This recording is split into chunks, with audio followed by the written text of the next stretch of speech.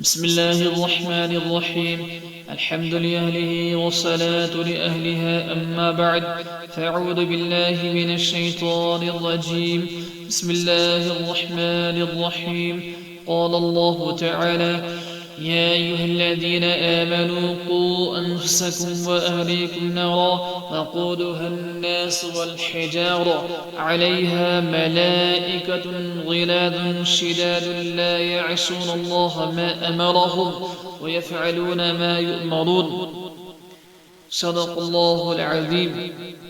محترم ناظرین و سامعین، یہ زمانہ اس قدر تیزی سے بدل رہا ہے کہ جس انقلاب کے لیے ایک طویل مدت درکار ہوتی تھی، اب وہ انقلابات دیکھتے ہی دیکھتے رونما ہو رہے ہیں۔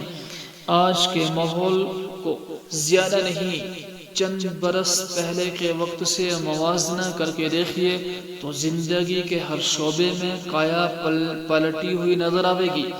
لوگوں کے افکار و خیالات، سوچنے سمجھنے کے انداز، معمولات زندگی، معاشرت، رہن سہن کے طریقے، باہمی تعلقات، غرض زندگی کے ہر شعبے میں ایسا انقلاب برپا ہوتا ہوا نظر آئے گا کہ بعض اوقات سوچنے سے حیرت ہوتی ہے۔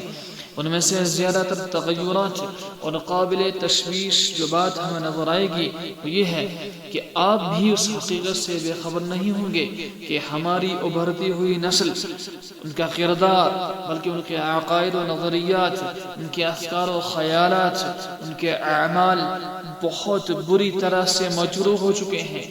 اس قومی اور دینی عالمیہ اور تشویشناک صورتحال کے یوں تو بہت سے اسباب ہیں جن کا احاطہ کرنا، جن کا احصاء کرنا، اس کے لیے بہت طویل مدت، بہت لمبا وقت درکار ہے۔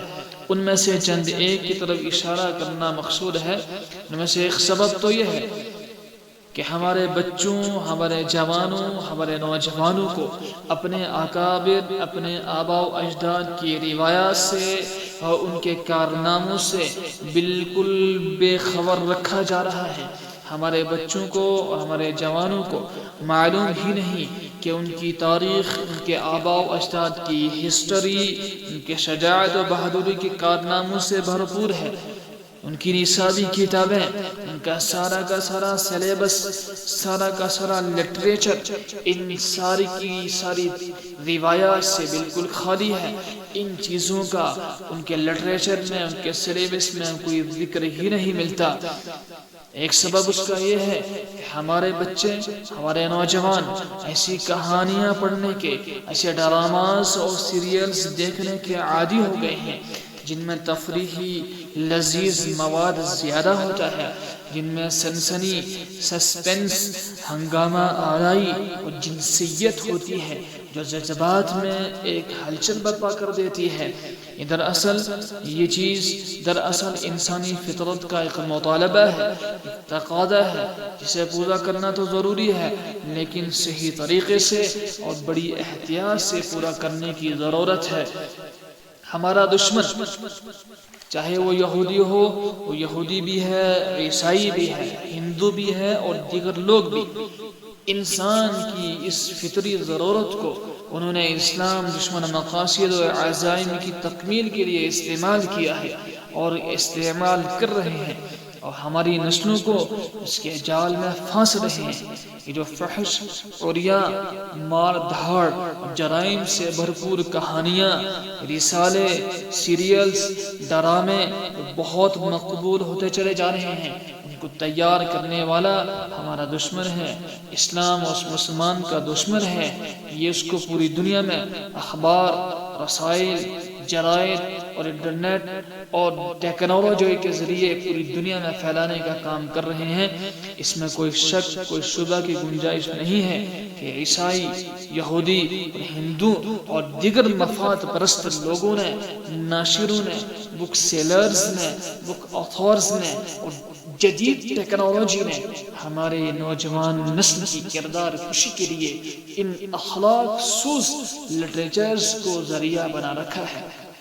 تیسرا ایک بڑا سبب یہ ہے ہمارے معاشرے کے بگڑنے کا کہ ہماری سوسائٹی میں، ہمارے معاشرے میں جو لوگ پڑھے لکھے دیندار سمجھے جاتے ہیں، وہ لوگ بھی اپنے گھر والوں کی دینی اصلاح و تربیت سے بالکل بے فکر ہو کے بیٹھ گئے ہیں۔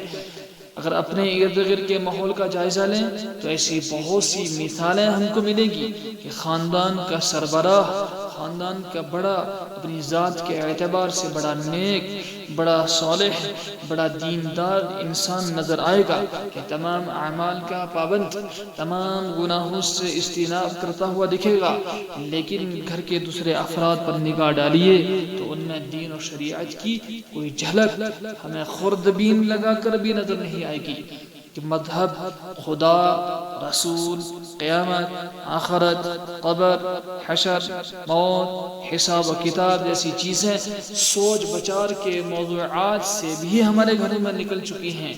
تو پھر میرے بھائیوں، جب ہمارا یہ حال ہوگا، باطل کی یہ محنتیں، ہر لمحہ محنتیں ہو رہی ہیں، اور ہماری بے فکری کا یہ عالم ہوگا، تو پھر ہماری نسلیں بے راہ روی کا شکار نہیں ہوں گی تو کیا ہوگا؟ ہماری نسلیں راہ سے نہیں بھٹکیں گی تو کیا ہوگا؟ لہذا ہمیں اپنی ابھرتی ہوئی نسل کے انفرادی اور قومی و دینی کردار کے تحفظ، اس کے نشو و نما کے لیے، اس کے نشو نما کے لیے بہت زیادہ فکر مند ہونے کی ضرورت ہے، اور اس کے لیے جلد از جلد بڑے بڑے اقدامات کرنے کی ضرورت ہے، ورنہ ہماری یہ نسلیں ہمارے سامنے ہی نہیں تو ہمارے بعد دین سے مرتد ہو جائیں گی، دین سے بہرا ہو جائیں گی، اور پھر شیطان ان کو اپنے ہاتھ کھلونا بنائے گا، جیسے آج ہماری نئی نسل شیطان کا کھلونا بنتی چلی جا رہی ہے، اور پھر یہ دنیا میں بھی رسوا اور آخرت میں بھی رسوا۔ اس طرح کے شیطان ہمیشہ کے لیے راندہ درگاہ ہو گیا، پھر ہماری آنے والی نسلیں بھی اللہ تعالیٰ کی رحمت سے دنیا میں بھی اور آخرت میں بھی ہمیشہ کے لیے محروم ہو جائیں گی۔ اس لیے میرے بھائیوں، بہت زیادہ فکر کی ضرورت ہے۔